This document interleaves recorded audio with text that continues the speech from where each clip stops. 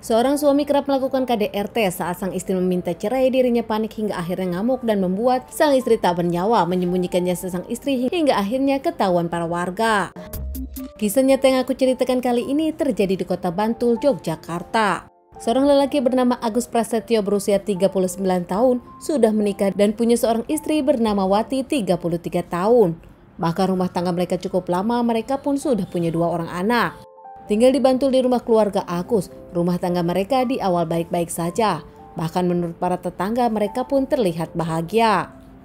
Namun belakangan setelah punya anak pertama, mereka kerap cekcok dan Agus pun kerap melakukan KDRT kepada sang istri Wati. Wati selalu sabar di awal meskipun dirinya mendapatkan KDRT. Bahkan saat hamil anak kedua, Agus pun tetap melakukan KDRT. Sering mendapatkan KDRT dari sang suami hingga akhirnya Wati pun tak tahan dan meninggalkan Agus dengan membawa 2 anaknya pergi ke rumah orang tua di Kulon Progo. Setelah itu Agus dan Wati pun pisah rumah, namun nampaknya mereka belum bercerai. Mereka komunikasi masalah anak, meski mereka pisah ranjang, namun tetap Agus pun kerap mengunjungi anak-anak. Saat itu Wati kerap meminta cerai kepada Agus, namun nampaknya Agus menolak. Bahkan Agus pun masih selalu sering mengajak berhubungan suami istri kepada Wati, namun Wati menolak. Wati merasa dirinya sudah tak bisa lagi, bahkan trauma karena KDRT. Pisah 4 tahun antara Agus dengan Wati, namun rumah tangga mereka digantung oleh Agus yang tak mau menceraikan Wati.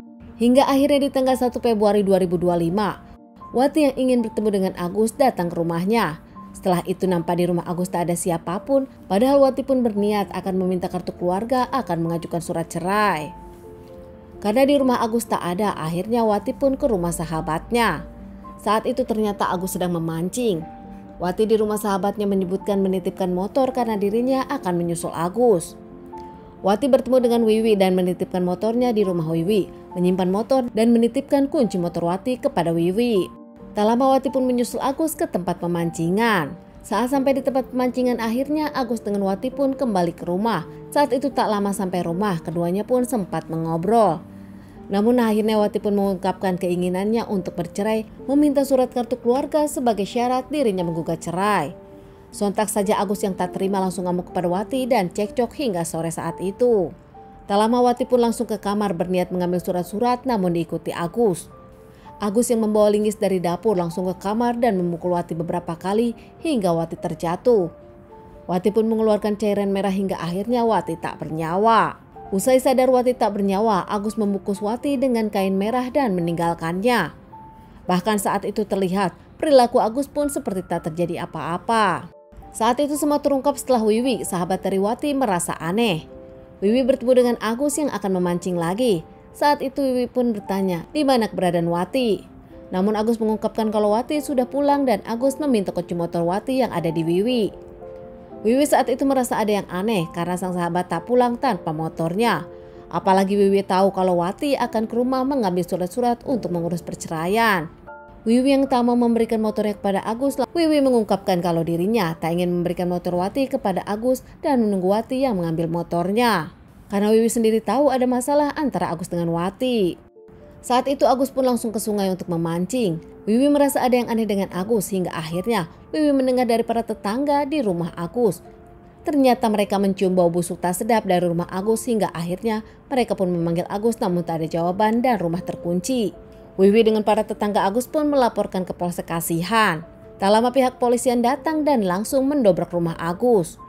Dengan penuh kaget menemukan kain merah saat dibuka ternyata berisikan jasad Wati yang sudah tak bernyawa. Wiwi sahabat dari Wati pun langsung histeris mengungkapkan kepada pihak kepolisian pelakunya pasti Agus. Jasad Wati pun langsung dibawa ke rumah sakit untuk dilakukan otopsi dan identifikasi.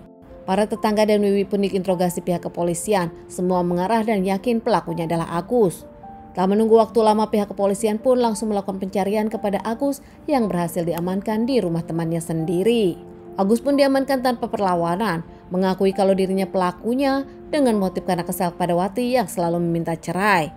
Agus gelap mata hingga akhirnya lebih memilih menghabisi Wati. Jasad Wati pun dikembalikan ke keluarganya dengan penuh kesedihan. Jasad Wati langsung dimakamkan dan keluarga mengungkapkan mereka tak akan memaafkan Agus. Kini kedua anak Wati pun diurus oleh keluarga Wati, merasa kecewa kepada sang ayah dan mengaku tak akan memaafkan sang ayah Agus.